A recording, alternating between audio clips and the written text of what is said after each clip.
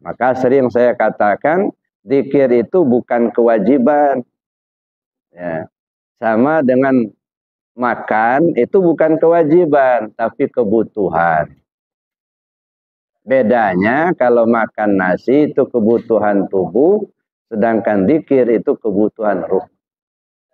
Nah, jangankan kita manusia.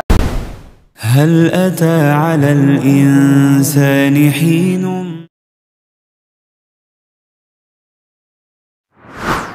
Bismillahirrahmanirrahim. Assalamualaikum warahmatullahi wabarakatuh.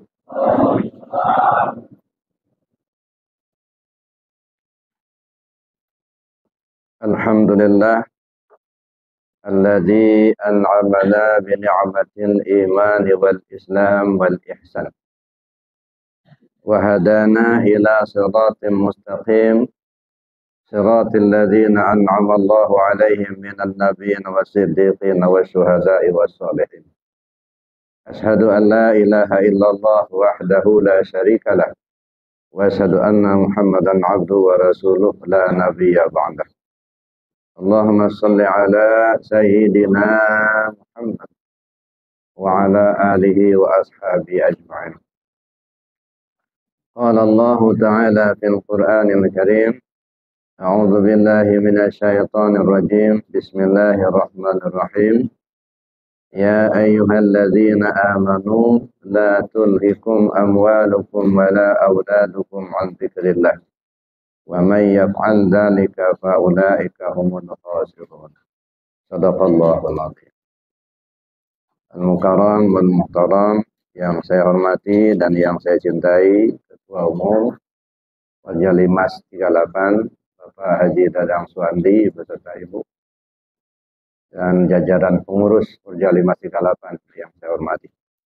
Dan juga yang saya hormati pengurus Masjid Nur Said serta bapak-bapak para pinasepuh, bapak ibu para jamaah rahimakumullah. Alhamdulillah, bersyukur kita kepada Allah Subhanahu wa taala, di pagi hari ini Allah takdirkan kita dapat bersama-sama melaksanakan salat subuh berjamaah. Mudah-mudahan amal ibadah kita mendapatkan ridha dari Allah Subhanahu wa taala. Amin. Pada kesempatan yang singkat ini kita masih melanjutkan kajian kita tentang amaliyah tarekat. Di sini pengusaha Abah di bukunya Miftahus Sudur mengatakan, qala Syekh Al-Qadiri rawa Ibnu Hibban fi sahih marfu'an, la yadhkuruna qaumun fid dunya 'ala al-firasil mahmadah yudkhiluhumullahu al-jannatil 'ula. Wa fihi dalilun ala anna al-muluk wal amara wa man yajri majrahum min ahli dunya wal manasib la tamna'uhum hasamatuhum wa rafahatuhum an dzikrillahi ta'ala wa hum fi dzalika ma'jurun masabun yudkhiluhumullahu bi rahmatihil jannatil 'ula al-anwarul qudsiyah. Syekh Ali Al-Qadiri berkata, apa kata beliau? Ada kaum yang ingat kepada Allah di atas kasur yang terbentang. Allah tetap memasukkan mereka ke dalam surga yang tinggi. La yadhkuruna qaumun fid dunya ala firasil muhammadah yudkhiluhumullahu al-jannatul 'ula. Ada kaum yang berzikir kepada Allah, sedang mereka itu tidur di atas kasur yang empuk, kasur yang terbentang. Mereka tetap dimasukkan Allah ke dalam surga. Apa yang dimukakan itu menjadi dalil bahwa para raja, para presiden, para gubernur, para menteri, para penguasa, dan seluruh warga dunia yang mempunyai kedudukan tinggi, kedudukan derajat tinggi sebagai presiden, penguasa, menteri. Dan mereka punya banyak harta, punya banyak duit, kedudukan yang terhormat, ternyata tidak menghalangi mereka untuk berzikir kepada Allah. Nah, mereka tetap mendapatkan ganjaran pahala dari Allah dan mendapatkan rahmat dari Allah. Allah akan memasukkan mereka ke dalam surga yang tinggi. Jadi Bapak Ibu yang saya hormati, ini menjadi dalil, ya. Ternyata zikir kepada Allah atau mengingat Allah itu bukan hanya oleh golongan tertentu saja. Ya. Bukan hanya orang-orang yang lemah, orang-orang yang miskin, orang-orang yang nggak punya duit, atau orang-orang frustasi. Enggak, Pak. Ya. Zikir kepada Allah, mengingat Allah itu kebutuhan semua orang. Apakah dia orang kaya, orang miskin, pejabat, atau rakyat jelata, ya semua orang butuh zikir. Nah, di sini pengasahabah mengungkapkan la yadhkuruna qaumun fid dunya al firasil muhmadah yudkhiluhumullahu jannatul ula. Ada kaum yang mengingat Allah tidur di kasur yang empuk. Artinya orang kaya. Kalau orang miskin kan di selai tikar aja. Nah, ini enggak, ini kasur yang empuk. Artinya kekayaan, jabatan itu tidak menghalangi untuk berzikir kepada Allah. Itu satu yang perlu kita ingat, kita pahami bahwa berzikir itu kebutuhan semua orang. Maka sering saya katakan, zikir itu bukan kewajiban. Ya. Sama dengan makan itu bukan kewajiban, tapi kebutuhan. Bedanya kalau makan nasi itu kebutuhan tubuh, sedangkan zikir itu kebutuhan ruh. Nah, jangankan kita manusia, Pak, ya, cacing aja yang lemah itu zikir kepada Allah. Kalau dia nggak zikir, nggak bisa menembus tanah yang keras. Nah. Jangankan cacing, binatang, tumbuh-tumbuhan berzikir. Yusabbihu lahu ma fis samawati wal ard. Semua isi langit dan bumi bertasbih kepada Allah. Ini yang saya alami beberapa waktu yang lalu, Bapak Ibu. Saya bawa jamaah ziarah ke Krui. Ya, ziarah ke Syekh Aminullah di Pugung. Nah, kemudian ziarah ke Pagar Mangunang. Ya, puyang saya di kampung. Itu kami sedang berzikir di Syekh Aminullah, ada kejadian aneh. Menurut saya aneh. Angin bertiup ke arah depan, harusnya semua daun-daun pohon itu mengarah ke sana. Tapi ada dua pohon, angin bertiup ke sana, tapi mereka bergeser berdua saja. Nah, berdua. Itu satu keanehan. Yang kedua, kami zikir ziarah di Pagar Mangunang di Kampung Waisindi Hanuan. Sepanjang-panjang kami zikir di makam itu, ada satu helai daun yang terus bergerak. Nah, begitu kita selesai zikir, berhenti pula dia. Saya kan mengimami zikir, jadi saya nggak ngelihat. Setelah selesai zikir, ada jamaah yang ngomong ke saya, Buya, katanya kita zikir tadi ada daun yang ikut zikir, katanya. Posisinya sudah nggak ada zikir, nggak ada bergerak. Saya lihat mana daun yang zikir itu sekarang. Gitu. Begitu saya ngomong mana daun yang zikir, langsung bergerak lagi dia. Ya, berat terus berzikir. Sudah, saya bilang. Ya, sudah. Akhirnya berhenti. Nah, saya bilang, inilah salah satu bukti. Jangankan kita manusia, daun pun berzikir kepada Allah. Sementara angin tak berhembus. Semua daun-daun tenang semua. Nggak ada yang bergerak satupun. Kecuali yang satu ini. Ini terus. Masih ada videonya sampai sekarang. Kita, kita videokan. Jadi itu Bapak Ibu yang saya hormati, zikir itu kebutuhan semua orang. Ya. Baikkah dia penguasa, apakah dia orang kaya, orang miskin, rakyat jelata, semua. Ya. Kenapa kita butuh zikir? Pertanyaannya, kenapa kita harus berzikir, kita butuh zikir. Ya.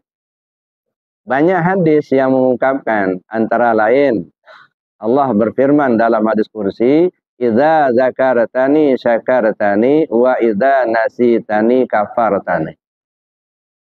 Kalau kalian ingat aku, itu tandanya kamu syukur.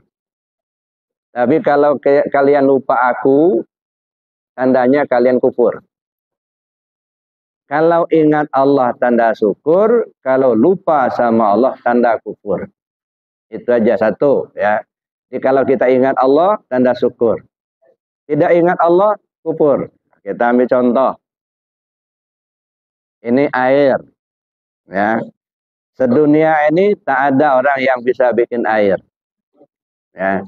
Paling-paling ngebor tanah, keluar air, disuling, masuk, dikemas, masuk plastik ini dijual. Tapi yang bikin air nggak ada. Ini sekarang lagi kemarau, kewalahan kita. Nggak ada yang bisa nurunkan hujan. Ada. Iya, cuman Allah yang bisa bikin air. Air ini sejak dari semula dijadikan Allah sampai sekarang, dia tidak pernah berkurang dan tidak pernah berlebih. Ya, dia tetap.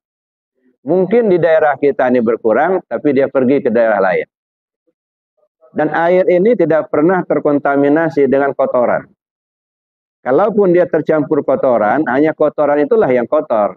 Nanti airnya menguap. Berangkat dia, bersih lagi, kotoran tinggal. Nah, beda dengan kita ini. Ya, megang duit dikit aja udah terkontaminasi sama duit yang kamu zikir lagi ya. Ya. Kalau air enggak terkontaminasi. Biar sebanyak apapun kotoran yang masuk ke air, yang air tetap bersih. Yang kotor itu ya kotoran, gitu ya. Nanti airnya menguap, bersih lagi. Nah, ini air, ya. Dan ini kebutuhan kita. Ya, siapapun butuh air. Sampai-sampai ada istilahnya apa? Air kehidupan katanya. Ya. Air kehidupan. Artinya apa? Dengan air semua manusia butuh. Ya. Kita haus, nah silakan minum Pak. Apa-apa. Ya. Saya nggak tahu ini airnya bisa diminum apa tidak nih. Bisa ya? Coba kita cek dulu lah.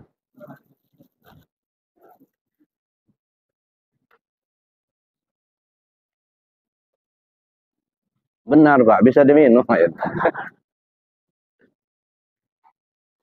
Artinya air ini milik Allah, bukan milik kita. Masya Allah Bapak Ibu, itu air yang di depan Bapak cuma hanya segelas air. Ada tambahan 1 gelas lagi kopi, alhamdulillah. Ada kelebihan gitu ya.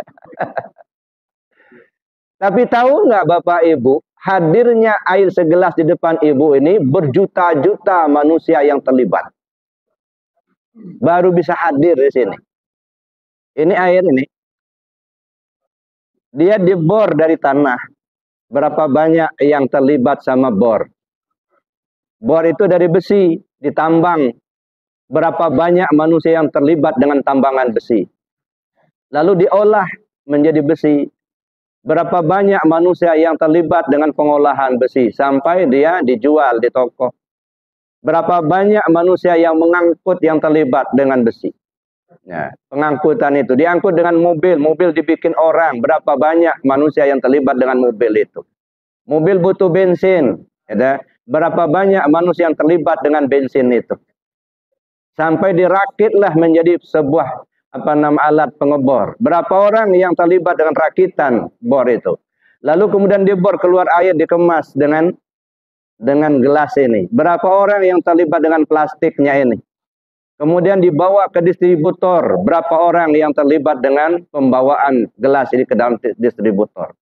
Hingga sampailah pada konsumen, hingga sampailah di depan Bapak Ibu. Masya Allah, kalau dihitung Pak, jutaan biayanya Pak. Kalau bukan karena rahmat Allah, sungguh kita tidak mungkin akan mendapatkan setetes air minum. Ini pertolongan Allah luar biasa Bapak Ibu. Mulai dari bikin airnya sampai mengatur manusia ini untuk mengolah sedemikian rupa sehingga menjadi sebuah gelas yang berisi air sampai hadir di depan kita dan bisa kita minum. Ini kuasa Allah. Pada saat Bapak minum, Ibu minum, air yang milik Allah ini, ingat Allah tidak. Jangan geduk habis. Nggak ingat siapa yang punya. Kufur nikmat itu. Itu kufur. Makanya kata Allah, "Iza dzakartani syakartani." Kalau kamu ingat aku tanda syukur, kalau kamu lupa aku tanda kufur. Ingat Allah minum syukur dah. Izin. Ya ingat Allah itu izin sama yang punya. Kenapa kufur? Kalau tidak ingat Allah tanda maling, Pak. Maling punya Allah, bukan punya kita. Nah, cuman kita ini aja yang kadang-kadang ini milik kita, merasa punya kita, padahal bukan. Bapak Ibu yang saya hormati, di situ pentingnya kita berzikir. Itu satu. Yang kedua, kenapa zikir ini sangat penting? Ya, karena manusia ini semuanya pasti mengharapkan kebahagiaan. Tidak ada yang mengharapkan kesengsaraan. Kalau saya tanya, bapak-bapak kalau mati mau masuk surga atau masuk neraka?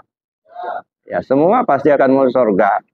Ya, baik dia penguasa, dia orang kaya, dia orang miskin, dia orang yang jelata, semua mau masuk surga. Cara untuk masuk surga itu seperti apa? Ya, banyak cara. Di antaranya ada dua hal yang bisa kita simpulkan. Yang pertama dengan amaliyah, yang kedua dengan ilmiah. Jadi ada yang disebut dengan usuliyah dan ada yang disebut dengan furu'iyah. Kalau dengan amaliyah zikir. Nah, zikir. Kalau dengan ilmiah kajian. Ya, makanya sering orang tua kita bilang duduk di kajian. Nah, bagaimana duduk di kajian? Duduk di paham. Jadi dua yang perlu kita kejar Bapak Ibu. Yang pertama bagaimana cara berzikir, yang kedua apa maksud zikir.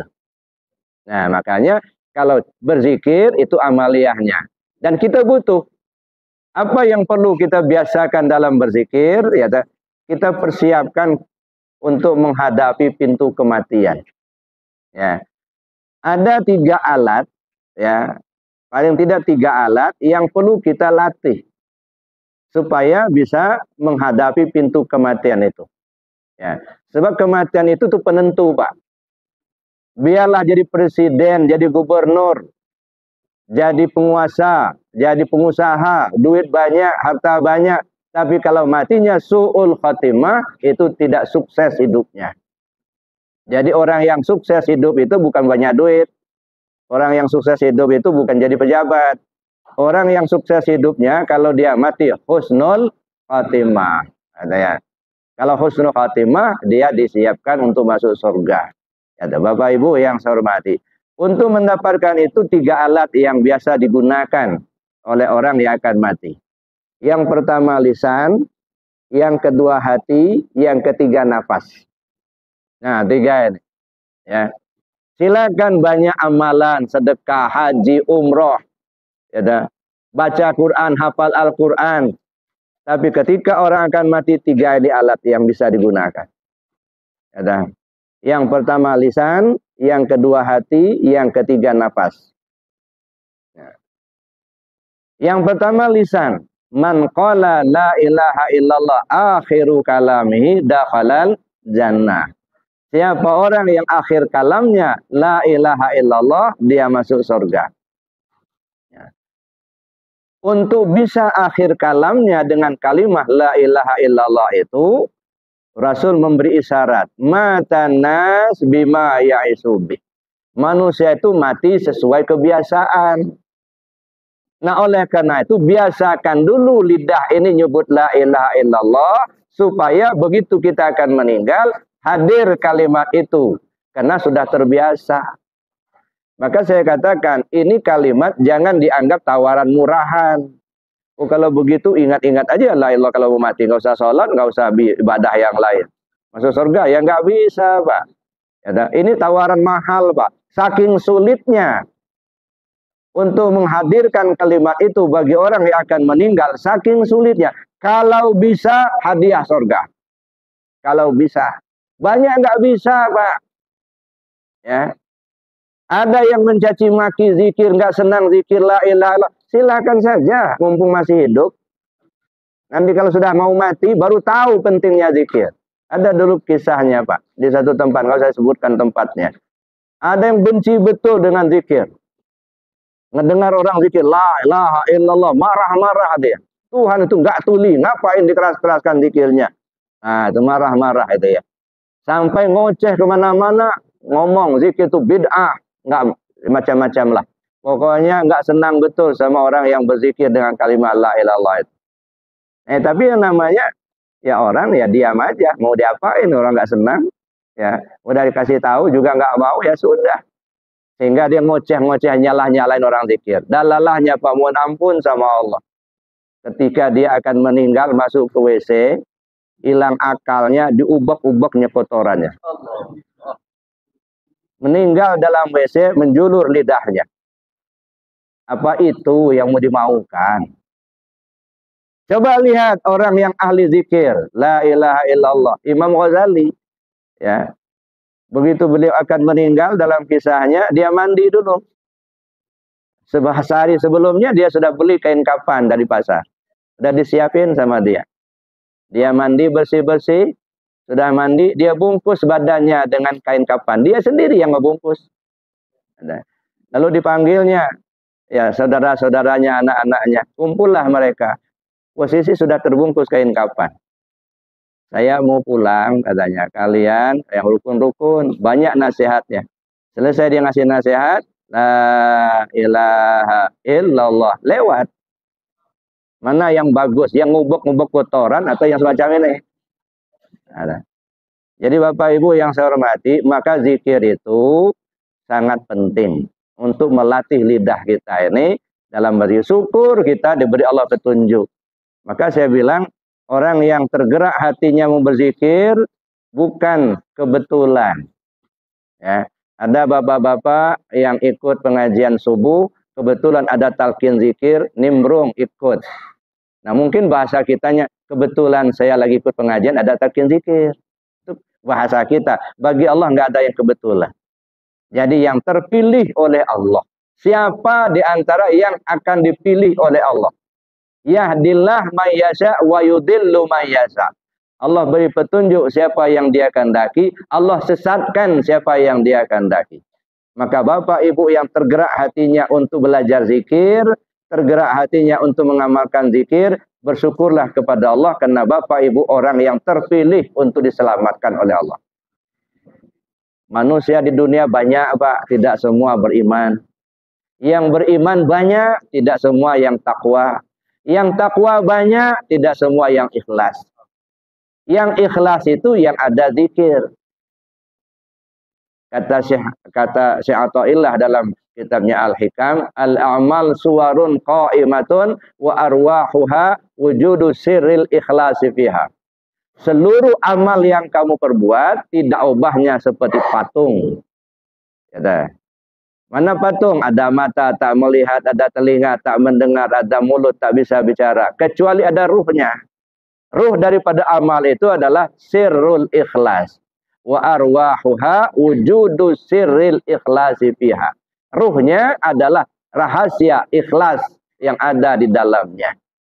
Rahasia ikhlas apa? Zikir. Tidak mungkin bisa ikhlas tanpa zikir. Ya.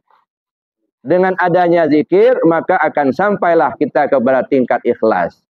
Dengan ikhlas, membuat amal kita menjadi hidup. Nah, baru bisa nolong kita, Pak. Jadi kalau kita sholat tidak ikhlas, itu patung sholat, Pak. Haji tidak ikhlas, patung haji. Zikir tidak ikhlas, patung zikir. Maka kata Nabi, jangan bikin patung. Nggak bisa nolong kita, nggak. Jangan dipaham bikin patung cuma dari semen atau dari kayu, bukan. Amalan yang tidak ikhlas itu patung. Nggak bisa nolong kita. Nah oleh karena itu kita perlu hidupkan amal kita dengan ikhlas. Makanya belajar ikhlas. Bagaimana cara belajar ikhlas, Pak? Ada orang belajar ikhlas, dia belinya semua buku yang ada tulisan ikhlas. Itu dibaca nggak bisa pula apa yang mempraktekkan. Ibda' binafsik, mulai dari diri sendiri. Jadi mengajar hati kita supaya ikhlas, mulai dari diri sendiri. Ibda' binafsik. Bapak itu jauh-jauh datang dari Teluk kok maunya ikut sholat di Nur Said. Itu maunya saya. Bapak itu kok hebat ya. Sedekahnya sampai 100 juta. Apa merasa nggak rugi, Pak? Itu maunya saya. Bapak itu sudah kerja di siang hari sampai dari pagi sampai sore, kok malamnya bertanggang sholat tahajud. Itu maunya saya. Nah, jadi melatih kita untuk ikhlas, kemauan sendiri, maunya saya. Kalau kemauan sendiri, Pak, yang jauh terasa dekat, yang berat terasa ringan. Tapi kalau bukan kemauan sendiri, ya dah, hanya diajak teman. Saya sebenarnya nggak mau lah zikir, tapi nggak enak sama Pak Ketua. Udah itu. Pak Ketua nggak datang, dia nggak datang pula itu. Ada. Karena nggak ikhlas, bukan kemauan sendiri. Tapi kalau sudah kemauan sendiri, hujan pun nggak ada halangan. Jauh nggak ada halangan. Masya Allah, Pak. Ini sekarang ini ada saudara kita dari Labuan, Malaysia. Ya, minap. Ya, tadi kemarin datang ke pondok, sekarang di hotel. Nanti besok malam saya bilang kemarin minap di pondok aja. Oh ya, Bu ya, katanya. Suami istri, Pak.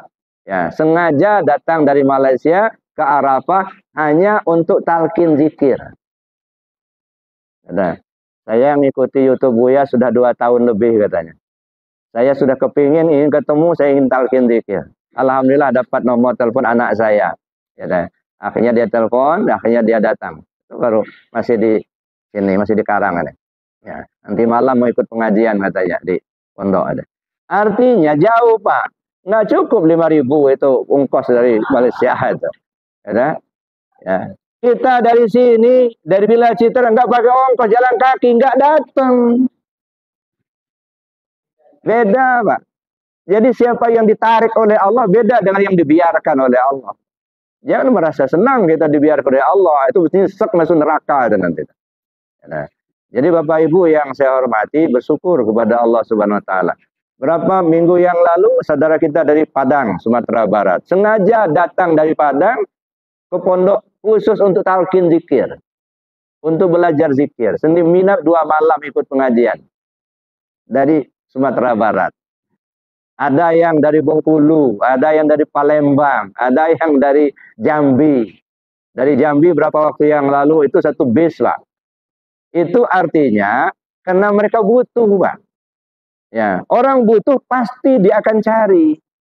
Tapi kalau nggak butuh, udah disuapin, nggak mau. Udah ditalkin zikir, nggak diamalin. Dia merasa nggak butuh. Jadi kalau kita penting, kita butuh sebenarnya, tapi merasa seolah nggak butuh. Awas, hati-hati itu. Itu tertutup, ditutup oleh Allah. Ya. Nah, kenapa tertutup? Jumudul aini min qaswatil qulub. Wa qaswatul qulub min kasratil dzunub. Wa kasratul dzunub min nisyanil maut. Wa nisyanul maut min tulil amal. Wa tulul amal min hubbid dunya. Wa hubbud dunya ra'su kulli khati'ah. Tertutup pandangan mata kita dari kebenaran, mana yang hak, mana yang batil tak tampak. Mana yang benar, mana yang salah tak tampak oleh pandangan kita. Kenapa? Min qaswatil qulub, karena hati terlalu keras. Udah dikasih tahu ini perintah Allah, ini perintah Rasul, ini dalilnya masih ngenyel juga. Nah, ini ayatnya perintah Allah untuk berzikir, ini kebutuhan masih nggak mau. Keras hati. Mengapa hati itu keras? Wa qaswatul qulub min kasratid dzunub. Hati keras terlalu banyak dosa, Pak. Terbungkus sama dosa. Masya Allah. Ya, dah. Jadi bungkusnya itu terlalu keras. Terbungkus sama dosa. Ya, dah. Kenapa dosa banyak? Dosa banyak wa kasratuz dzunub min nisyanil maut, karena lupa akan mati. Dikira mau hidup selamanya, Pak. Enggak, mau mati. Bapak mau mati apa enggak? Mau. Nah, nanti dilaporkan. Cuman kalau pun diminta, kalau belum waktunya enggak berangkat, Pak. Kalau sudah waktunya, biarpun enggak mau berangkat juga, gitu ya. Jadi mati itu enggak usah diminta, Pak. Tunggu aja, nanti datang sendiri. Nah, cuman kita mesti mati, Pak. Kenapa? Ya kalau sendirian di dunia enggak enak juga, Pak. Orang sudah pada mati semua, kita sendirian di dunia. Ya, pasti akan mati itu ya. Ya. Jadi orang yang merasakan dirinya ya akan mengalami kematian, pasti dia butuh zikir itu. Bapak Ibu yang saya hormati, maka kita kembali. Pertama, latih lidah. Tapi saatnya lidah ini sudah nggak bisa ngomong. Udah kena stroke, Pak. Ya. Jauh hari belum mau mati, udah nggak bisa ngomong lagi. Ya, apalagi mendekati kematian, ini sudah keluh. Ya, ibarat kata orang, pena sudah patah, tinta pun sudah kering, kertas pun sudah robek. Mau nulis apa? Mau ngomong apa? Nggak bisa lagi. Walaupun kita pasti baca Al-Qur'annya, hafal 30 juz, tapi kalau lidah sudah nggak bisa ngomong, mau baca apa? Nah, satu-satunya alat yang bisa digunakan hati. Nah, kalau masa sehat sekarang ini, hati nggak pernah dilatih, gimana cara zikir di hati? Maka kita tadi zikir diam. Itu bukan diam kosong, Pak. Diam untuk melatih hati zikir. Kata, Allahu Allah, Allahu Allah. Latih hati itu zikir. Kenapa? Kalau lidah sudah tak bisa ngomong, hati yang bisa digunakan sebagai alat. Kalau semasa hidup sekarang ini jarang-jarang digunakan. Bahkan tak berlatih, tak tahu cara. Tenggelam itulah. Belayar di lautan lepas, tak punya pegangan, pasti kelelep. Yang masih hidup ngomong, Pak, zikir Pak, nyebut Pak. Bingung kita, gimana cara nyebut-nyebut, but. Begitu lagi but, keluar dia. Mau apa kita? Nah, makanya hati itu perlu dilatih. Wazkur rabbaka fin nafsik. Sebut nama Tuhanmu pakai hati. Wazkurisma rabbika bukratan wa asila. Sebut nama Tuhanmu di pagi dan di sore hari. Ini kalau ada yang ngomong gak ada manfaatnya zikir Allah Allah, gak ada gunanya, gak ada dalilnya, itu orang tolol. Ya, kenapa? Jelas Allah sudah suruh wazkurisma rabbika bukratan wa asila. Sebut nama Tuhanmu di pagi hari, di sore hari. Waktu sehat, waktu sakit, waktu lapang, waktu sempit. Di darat, di laut, di udara, di mana saja, kapan saja. Bahkan Allah tutup dengan di ayat lain, wala takum minal ghafilin. Kamu jangan sampai lengah. Sedetak jantung, sehembus napas tak ingat Allah, itu namanya lalai, lengah. Maka jangan lengah, kata Allah. Terus zikir, ingat Allah dalam hati. Ini dibutuhkan semua orang, Pak. Yang kaya, yang miskin, yang pejabat, yang rakyat jelata. Sama semua. Kalau kepingin selamat. Ya, tapi kalau memang sudah nggak pingin selamat, ya sudah. Ya, nggak pula bisa dipaksakan. Udahlah Pak Ustaz, saya masuk neraka aja. Ya udah. Ya, itu maunya dia, itu kan. Nah, tapi tugas kita mengingatkan. Ya, siapa saja yang pejabatnya, yang presiden, yang gubernur, yang menteri, butuh zikir. Kalau hati itu ingat kepada Allah, kan sering saya sampaikan. Kenapa ikan yang hidup di laut kok tidak asin? Ya kan? Ini ikannya hidup di laut bertahun-tahun. Begitu kita ambil, kita kita makan, tawar, enggak asin. Enggak. Kenapa ikan hidup di air asin kok tidak asin? Karena dia hidup, Pak. Coba kalau dia mati, nah cepat terkontaminasi dengan asinnya air laut. Nah, artinya apa? Kalau hati kita hidup dengan zikir kepada Allah, insya Allah kita selamat, Pak. Tidak terkontaminasi dengan hiruk pikuk dunia ini. Silakan Anda jadi pejabat, pejabat yang ingat hati kepada Allah, insya Allah selamat, tidak akan jadi koruptor. Insya Allah selamat, tidak akan pernah pakai baju oranye. Kenapa? Hati ingat ke Allah. Anda jadi orang kaya, banyak duit, silakan. Kalau hati ingat pada Allah, insya Allah akan terarah, Pak. Coba kalau hati nggak ingat kepada Allah, mumpung ada duit, narkoba dibelinya. Mumpung ada duit, judi dikerjakannya. Nah, oleh karena itu, ingat hati kepada Allah, itu merupakan kunci keselamatan. Nah, oleh karena itu, jangan pernah kita mengabaikan zikir ini, Pak. Nah, zikir, itu perintah Allah. Wazkur rabbaka fin nafsik. Sebut nama Tuhan pakai hatimu, tadarruan wa khifatan, dengan rasa rendah hati, rasa takut kepada Allah, wa duna jari minal qauli bil ghudwi wal asal. Ya, baik di pagi hari, di sore hari, sehat, sakit, lapang, sempit, di mana saja, kapan saja, wala takum minal ghafilin. Ya, kamu jangan sampai lalai. Nah, jadi Bapak Ibu, kalau dipandang dari kajian tarekatnya, kenapa ikan hidup di air asin kok tidak asin? Karena dia hidup. Artinya apa? Kalau hati kita hidup dengan zikir kepada Allah, insya Allah tidak akan terkontaminasi dengan kejahatan dunia ini. Insya Allah kita selamat. Satu. Tapi sebaliknya, kenapa ikan yang sudah mati kok asin? Nah, mungkin kalau tarekatnya karena dia tidak ingat kepada Allah. Bisa jadi. Tapi pandangan marifatnya gimana? Kenapa ikan yang sudah mati kok bisa asin? Kok masih hidup kok nggak bisa asin? Nah, ini kaji marifatnya, Pak. Ya. Artinya ikan itu mati dulu baru bisa asinnya masuk, Pak. Kalau dia masih hidup, asin nggak bisa masuk. Maka mati dulu ikannya, barulah asin bisa masuk. Apa maksudnya? Bapak-bapak, ibu-ibu kita semua, matikan dulu diri bapak ibu, baru terasa adanya Allah.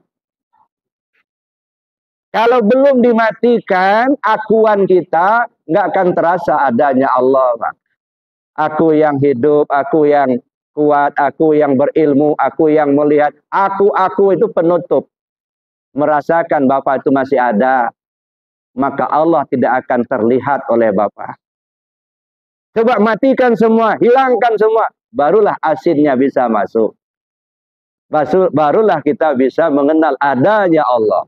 Ya, makanya kata Nabi, mutu qabla antamutu. Matikan dirimu sebelum kau mati. Jadi yang dimatikan itu yang mana? Bukan tubuh, Pak. Jangan pula nanti kata Pak Ustaz, matikan dulu diri sebelum mati. Ambil tali gantung leher. Nggak jadi, Pak. Akuan-akuan kita itu yang mau dimatikan itu. Ngaku-ngaku kita yang berilmu, kita yang kuasa, kita yang melihat, kita yang mendengar. Itu akuan-akuan itu hilangkan dulu. Barulah terlihat adanya Allah. Itulah filsafatnya kenapa asin bisa masuk ke ikan yang sudah mati.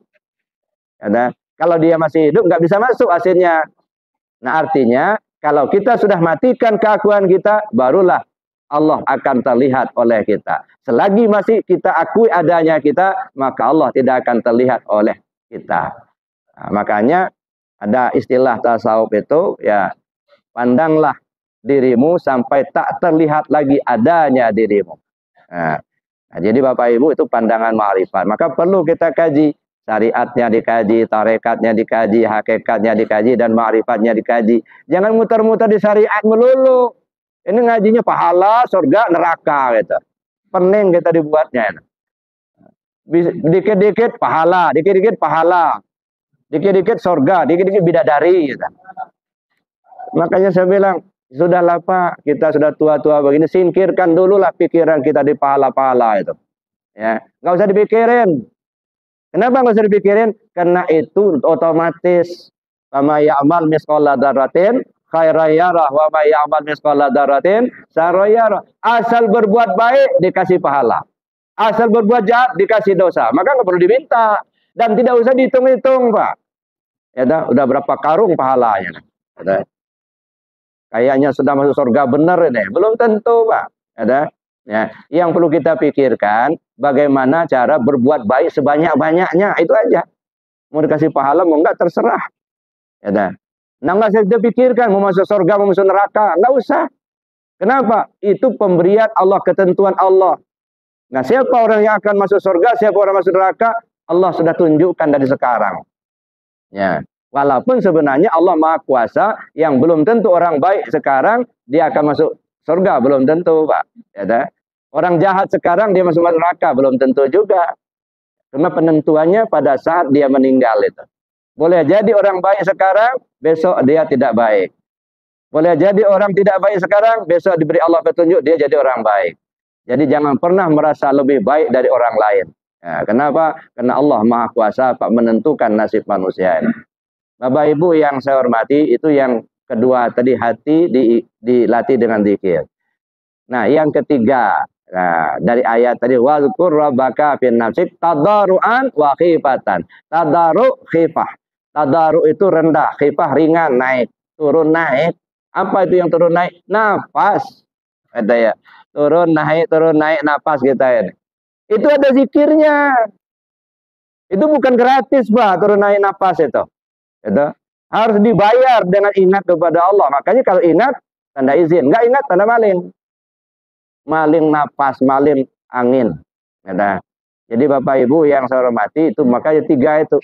Pertama zikir dengan lisan, yang kedua zikir dengan hati, yang ketiga zikir dengan nafas, gitu ya. Pengalaman saya, ya dah, nggak usah sebutkan orangnya siapa dan di mana, tidak perlu, karena kita bukan ingin riba, untuk jadi pelajaran saja. Jadi dulu berapa waktu yang lalu, ya, saya diminta oleh salah satu keluarga, ya, kebetulan ada anggota keluarga yang sakit, ya, yang sedang di apnom di rumah sakit, bahkan masuk ICU. Jadi saya ditelepon waktu itu, tolong datang ke rumah sakit.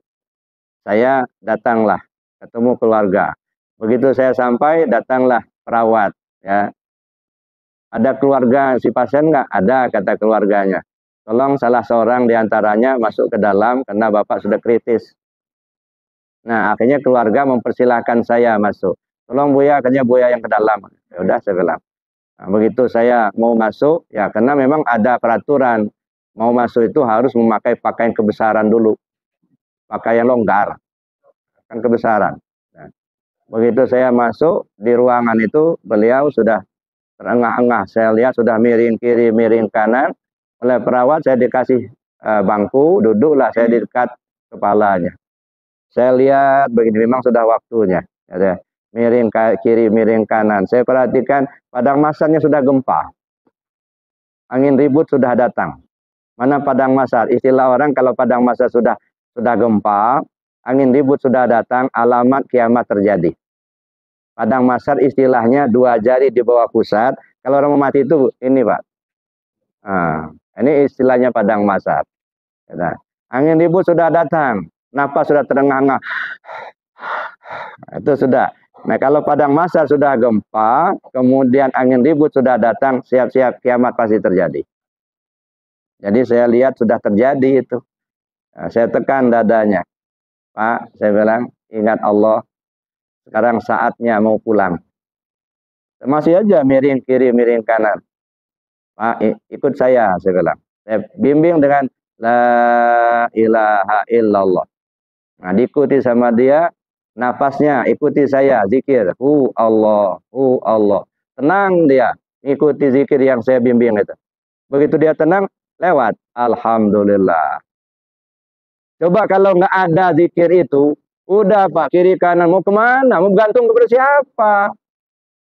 Gantung sama harta banyak, jabatan sudah nggak bisa nolong sama sekali. Yaumala yanfa'u malun wala banun illa man atallah biqalbin salim. Ingat pada satu saat nanti, hartamu, anakmu, istrimu tidak bisa nolong sama sekali. Yang selamat hanyalah yang datang menghadap Allah dengan hati yang bersih. Bersih dari selain Allah. Maka latih hati itu selalu ingat ke Allah supaya tersingkir selain daripada Allah. Silakan punya harta yang banyak, tapi cukup digenggam dengan tangan saja, Pak. Jangan masuk hati. Kalau masuk hati, itu kedalaman, terlalu kuat nanti. Cukup digenggam sama tangan aja. Gampang kita melepaskan. Kasihkan ke sana, kasihkan ke sini. Karena masih digenggam di tangan. Coba kalau sudah masuk hati, waduh, nggak bisa lepas lagi nanti, Pak. Ya, jadi oleh karena itu Bapak Ibu yang saya hormati, 3 zikir ini saya sarankan supaya dibiasakan. Zikir jahar dengan kalimat la ilaha illallah, zikir hati dengan ismu zat, zikir anfusiyah dengan Allah. Cuman ini perlu kita pelajari dengan orang yang ahlinya. Supaya kita ada sanad tersambung, Pak. Ya, jangan hanya ngamalkan nggak ada sanadnya. Kita nggak mengambil dari yang ahlinya. Ya, khawatirnya nyaman kita tidur di gerbong kereta, pikiran kita sudah mau nyampai, nggak tahunya lokomotifnya jalan, gerbongnya tinggal. Kenapa? Nggak nyantol, Pak. Sanadnya nggak nyantol. Nah, makanya perlu talqin zikir itu untuk menyantolkan ruh kita kepada ruh guru-guru di atas sampai kepada junjungan kita Nabi besar Muhammad sallallahu alaihi wasallam. Bapak Ibu yang saya hormati, karena waktu yang sangat terbatas, saya demikian materi yang dapat saya sampaikan. Mungkin kita kembangkan dengan diskusi kalau masih ada pertanyaan. Sementara saya akhiri dulu. Assalamualaikum warahmatullahi wabarakatuh.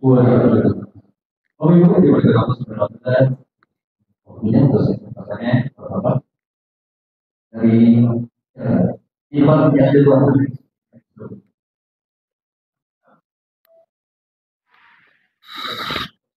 Assalamualaikum warahmatullahi wabarakatuh. Waalaikumsalam. Ya, saya menyampaikan salam dari ayub saya murni Lombok Barat. Dia menitipkan pertanyaan kepada saya untuk disampaikan kepada Buya, karena beliau hanya terbaring di tempat tidur dan duduk. Nah, tapi YouTube Buya selalu dilihat. Jadi dia menyampaikan pertanyaan kepada saya dan minta disampaikan kepada Buya. Jadi Buya mengatakan bahwa kembalilah sebelum mati. Apabila tidak kembali sebelum mati, bagaimana mau ketemu dengan Allah? Itu yang pertama pertanyaan. Dan pertanyaan yang kedua, sholatlah. Sebelum sholat, matikan dulu badan kita. Maksudnya mati itu sebelum sholat itu seperti apa? Nah, itu. Yang ketiga, apa tanda-tandanya kalau Allah sudah menyatu dengan kita? Itulah Pak, ya, pertanyaan yang disampaikan oleh ayub saya, namanya Dania Yahya. Terima kasih. Assalamualaikum warahmatullahi wabarakatuh. Waalaikumsalam warahmatullahi wabarakatuh. Saya kira cukup satu orang aja yang nanya Pak ya. Ini pertanyaan sudah berat ya Nek. 3 lagi. Yang pertama yang ditanyakan tadi apa tadi? Kembali ya Pak. Bagaimana kembali kepada Allah sebelum mati? Betul Pak. Dikembalikan, kan ada ayatnya. Wa anfiqu mimma razaqnakum min qabli an ya'tiya ahadakumul maut.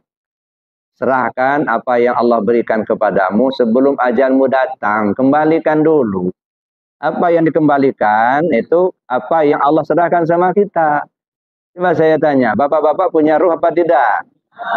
Punya. Alhamdulillah. Pernah bikin ruh? Nah, pernah beli? Enggak. Nah, kok bisa punya? Dari mana dapat?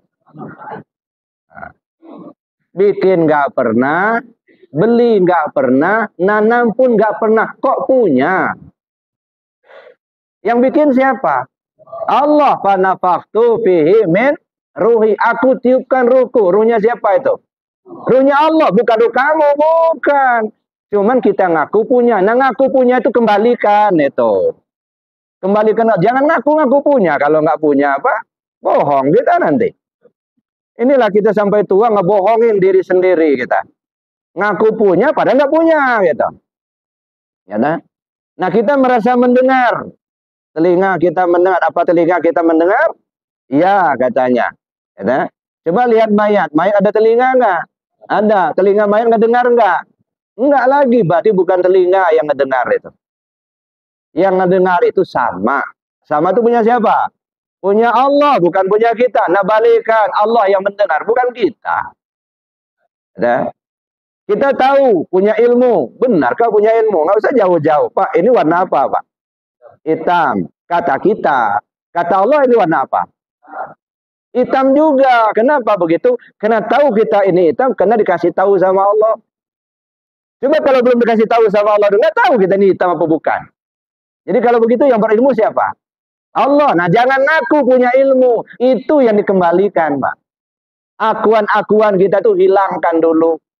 Supaya duduk kita di tauhidnya itu. Duduk kita kepada Allah. Jangan duakan Allah itu, Pak. Allah itu satu. Dia yang kuasa, makhluk tidak kuasa. Ya. Bapak Ibu pernah ngaca enggak? Pernah. Alhamdulillah. Ketika kita ngaca, nah, umpama ini kaca, ini kue nih Pak, bukan kaca. Ini contoh, ini kaca. Yang dipandang apa? Bukan, yang dipandang cermin.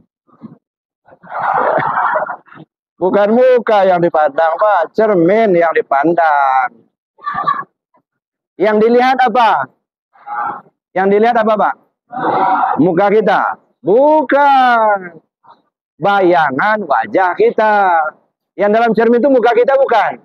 Bukan, itu bayangan wajah kita. Yang muka kita ini, nah. Kalau itu muka kita yang di cermin itu, coba pencet-pencet, sakit enggak? Enggak. Jadi yang di dalam cermin itu bayangan wajah kita. Tapi meskipun kita melihat bayangan wajah, serasa-rasa melihat asli wajah kita itulah. Walaupun bayangan yang kita lihat, tapi seolah-olah melihat wajah asli kita itu.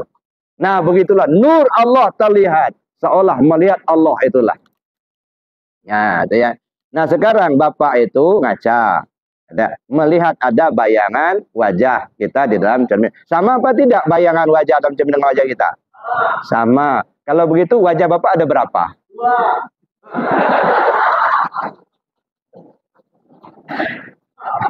Masya Allah. Wajahnya cuma satu, Pak.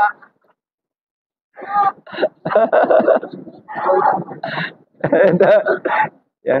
Ini kalau cerminnya dibuang, masih ada nggak bayang dalam itu? Nggak ada, berarti satu wajah Bapak itu. Nah, begitulah kita melihat tauhid itu, Pak. Kita ini banyak tertutup oleh bayangan. Ya, ini bayangan semua. Ya. Kadang-kadang kita ditutupi oleh bentuk, padahal Allah itu muhitul lil alamin, meliputi semua alam. Bagi mereka yang paham, Allah itu begitu jelas terlihat, Pak. Tapi yang nggak ngerti, nggak ngelihat adanya Allah. Jadi kalau kita nggak ngelihat adanya Allah, bukan Allahnya yang nggak ada, Pak, kitanya yang buta. Ya, man nazara syai'an wa lam yarallahu fihi fa nadharuhu batil.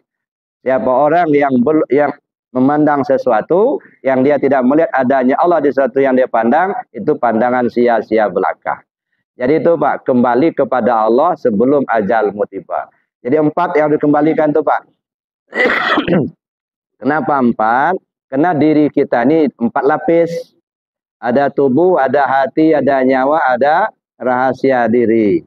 Tubuh kembali ke Allah, hati kembali ke Allah, nyawa kembali ke Allah, rahasia diri kembali ke Allah. Kapan? Sebelum ajal tiba. Itu yang saya sebut itu kembali sebelum ajal tiba, sebelum mati. Satu. Nah, makanya pertanyaannya berat-berat ini. Yang kedua apa tadi, Pak?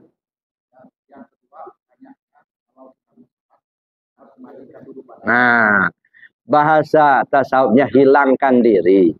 Kalau mati kan sudah tadi, dimatikan. Ya, sekarang hilangkan diri dulu. Sebelum kita sholat, menghilangkan diri. Nah, bagaimana cara menghilangkan diri? Bukan nyumput, Pak. Ya, menghilangkan keakuan diri kita. Bagaimana mungkin kita akan menemui Allah kalau kita masih mengaku adanya kita? Hilangkan dulu diri kita ini. Nah, baru kita bisa merasakan sholat. Makanya untuk khusus sholat itu ilmunya harus lengkap, Pak. Ya, jadi nggak ada ilmu khusyuk, nggak ada. Yang ada ilmu tentang sholat. Kalau ilmu tentang sholatnya lengkap, khusyuk datang sendiri, Pak. Mana ilmu tentang sholat? Pertama tentu tahu dalam ilmu syariatnya. Ya, rukun 13 tahulah kita. Lalu kemudian yang kedua, kita tahu makom takbirnya. Makom takbir itu ada 4. Ihram, mi'raj, munajat, tubadil. Nah, apa itu ihram, apa itu mi'raj, apa itu munajat, apa itu tubadil. Nah, itu perlu dikaji secara khusus itu. Ya, karena waktu kita terbatas, nggak mungkin kita sampaikan pada saat ini. Yang ketiga, kita tahu kiblat yang 4. Mana kiblat sholat? Kiblat itu arah, Pak. Nah, yang terarah itu 4 macam. Ya, maka disebut kiblat. Ada kiblat tubuh, ada kiblat hati, ada kiblat nyawa, ada kiblat rahasia. Nah, kalau kiblat tubuh Baitullah di Mekah, ya, apa namanya, fawalli wajhaka syatrul Masjidil Haram. Kalau kita sholat di dalam Masjidil Haram, arahnya langsung ke Baitullah. Tapi kalau kita sholat di luar Masjidil Haram, kita mengarah ke Masjidil Haram. Cukup itu. Fawalli wajhaka syatrul Masjidil Haram. Itu kiblat tubuh. Jadi walaupun kita sholat di depan Ka'bah, tetap saja yang menghadap ke Baitullah itu dada kita. Wajah kita ke tempat sujud. Jangan pula menengadah begini dengan Ka'bah kita sholat. Allah itu nggak nongkrong di dalam, nggak. Tetap saja dada kita mengarah ke Baitullah, tapi wajah kita mengarah ke tempat sujud. Itu namanya kiblat tubuh. Mana kiblat hati? Mana kiblat nyawa? Mana kiblat rahasia? Nah, kalau yang 3 ini nggak boleh berubah sama sekali, Pak. Kalau kiblat tubuh bisa berubah, Pak. Kita sholat di kapal, arahnya ke sana. Belum selesai, sholat baru 1 rakaat. kapalnya jalan, muter kapalnya. Apa kita semuter-muter juga? Nggak usah, lanjut aja. Nah, itu makanya kiblat tubuh bisa berubah. Tapi kalau kiblat hati, kiblat nyawa, kiblat rahasia, ini nggak boleh berubah sama sekali. Ya. Kalau dalam sholat mulai takbir sampai salam, itu dalam sholat. Kalau filsafatnya mulai lahir sampai mati. Takbir, lahir, salam, mati. Nah, mulai lahir sampai mati. Kesana arahnya. Cuman kadang-kadang akal kita belum nyampai. Maka kita perlu belajar dulu. Nah, kapan kita diwajibkan? Pada saat kita sudah mulai tahu tadi. Nah, mulai belajar kita. Mana kiblatnya hati, mana kiblatnya nyawa, mana kiblatnya rahasia. Kalau nggak tahu kiblat yang tiga ini, ya bagaimana mungkin kita akan mendapatkan kekhusyuan dalam sholat. Nah, maka itu ilmu tentang sholat. Lalu kemudian bagaimana cara menghilangkan diri. Sebelum sholat, hilangkan dulu diri. Nah, bagaimana cara menghilangkan diri? Nah, bagi mereka yang ahlinya, kalau Allah mentakdirkan, Pak, begitu takbir, Allahu Akbar, hilang, tak terlihat lagi oleh mata. Bagi mereka yang ahlinya, ya, begitu takbir, bukan saja khusyuk, Pak, dirinya sudah nggak kelihatan. Ini namanya timbang terima khusus. Ya, kalau Allah mentakdirkan, tapi nggak usah diharap-harap yang begitu, Pak. Ya, nggak, kalau bukan bagian kita nggak dapat juga. Nah, itu diantara ilmu-ilmu tentang sholat. Jadi mematikan diri itu menghilangkan diri sebelum kita sholat. Ya, hilangkan keakuan diri kita. Dan terakhir apa tadi? Ya, ciri-cirinya kalau Allah sudah bukan menyatu, Pak. Kita ini bukan menyatu sama Allah, bukan. Ya, tugas kita bukan menyatu dengan Allah, bukan. Dan bukan untuk jadi Allah, bukan. Tugas kita menghilangkan adanya diri kita. Kalau sudah hilang, yang tinggal hanya ada Allah saja. Ya, kalau menyatu berarti dua, Pak. Ada yang tempat menyatu, ada yang bersatu. Ulul namanya ada. Kita bukan menyatu, ya, tapi menghilangkan apa yang ada pada kita untuk kita isbatkan hanya kepada Allah semata. La ilaha illallah. Itu kalimatnya itu. Jadi artinya menghilangkan keakuan diri kita. Kalau kita sudah hilang, kan kosong. Nah, kalau seorang yang tinggal siapa? Hanya Allah. Nah, itu ya. Jadi cara kita untuk itu hilangkan diri dulu. Maka nafi isbat. Maka iman itu saya bilang dulu ya. Iman kita ini ada tiga. Kalau istilah saya imannya anak-anak, imannya orang dewasa, imannya orang tua. Kalau imannya anak-anak apa? Percaya Allah ada, percaya Allah melihat, percaya Allah hidup, percaya Allah itu mendengar. Itu imannya anak-anak yang begitu. Baru sekedar percaya. Imannya orang dewasa tidak sekedar percaya, merasa bersama Allah, merasa dilihat Allah, merasa didengar Allah. Ini imannya orang dewasa. Dalam bahasa tasawufnya iman mutawasid. Tapi di tingkat ini, ketika dilihat dari tingkat yang ketiga. Tingkat yang ketiga apa? Tidak lagi merasa bersama Allah, enggak. Kalau masih merasa bersama Allah, masih mendua itu. Masih syirik itu. Tidak lagi merasa dilihat Allah, tidak. Kalau masih merasa dilihat Allah, berarti ada dua. Ada yang melihat, ada yang dilihat. Masih syirik juga. Tapi untuk makom mereka yang ada di situ sah-sah saja. Itulah dia tahu. Fazkurullah ala mahadakum. Berzikir pada Allah sesuai yang ditunjukkan. Nah, tapi di makom yang ketiga ini yang saya sebut dengan imannya orang tua. Tidak lagi merasa bersama Allah, tetapi merasakan ketiadaan dirinya. Yang ada hanya Allah. Nah, hanya satu. Ya, tidak lagi merasa dilihat Allah. Enggak, apa mau dilihat Allah? Memang Allah itulah yang melihat. Ya, yang dilihat itu enggak ada. Yang ada hanya Allah. Ya, nah, itu makanya al-abid wal ma'bud wahid. Yang nyembah dan yang disembah satu. Tapi ketika kita bicara satu, kita harus pisahkan dulu. Ibarat kita ini apa? Ini buah. Yang kita lihat kan cuma satu buah. Coba kaji buah, ada kulitnya, ada dagingnya, ada isinya, ada rasanya, kan begitu. Nah, kalau kita simpulkan apa? Ada kulit bagian luar, ada daging bagian dalam. Ada. Nah, jadi kalau kita katakan satu buah, betul satu buah. Ada. Maka abid wal ma'bud wahid, yang nyembah dan yang nyembah satu. Kenapa? Karena yang namanya ibadah itu adalah penyaksian zat kepada sifat. Zat menyaksikan sifat, ya dah, sifat memuji zat. Jadi zat menguji sifat dengan afalnya, sifat memuji zat dengan asma'nya. Af'alnya af'al Allah, sifatnya sifat Allah, asma'nya asma Allah, af'alnya sifatnya zatnya zat Allah. Ya, jadi zat, sifat, asma dan af'al.